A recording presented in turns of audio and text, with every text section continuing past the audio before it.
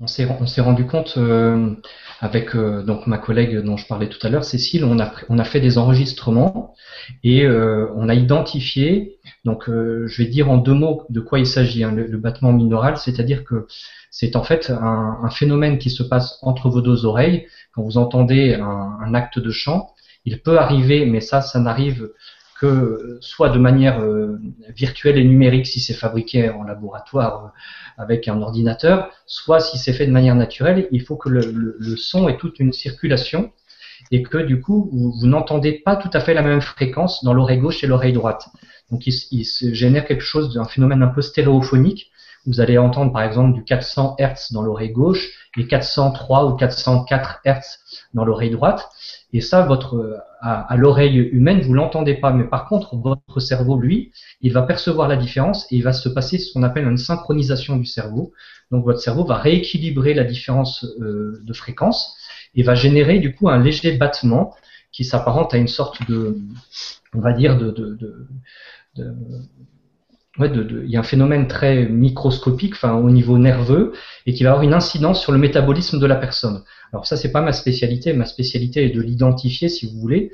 Mais après, ce sont des gens travaillent dans les neurosciences, qui sont capables, à partir d'une nomenclature qui a été mise en place et qui est connue maintenant, de lorsqu'il y a tel décalage de fréquence, d'identifier à quel phénomène le cerveau va susciter, quel battement il existe et sur quelle zone du cerveau, un peu comme une acupuncture, on va dire, intérieure liée par le cerveau, avec ce décalage de fréquence. Et donc, ça a des incidences sur différentes parties du corps humain. Donc ça, aujourd'hui, c'est avéré et nous l'avons identifié dans l'architecture médiévale. Et c'est ça qui est un peu original. Et l'acousticien qui travaillait avec nous, avec Cécile et moi, il a été très bluffé parce que lui, il connaît rien au chant grégorien, rien à l'architecture médiévale. Et lorsqu'on lui a envoyé les échantillons, il nous a dit mais je viens tout de suite. Et donc depuis, on travaille avec lui et on fait voilà, on fait du carottage sonore et pour se placer dans le diapason du lieu. Euh, voilà, et effectivement, je rejoins Emmanuel Comte. Donc du coup, la gamme sur laquelle on va utiliser va être une gamme spécifique à ce lieu-là. Voilà. Et donc, on identifie dans chaque lieu, dans chaque abbatiale, chaque abbaye, le phénomène de battement binaural qu'il peut y avoir.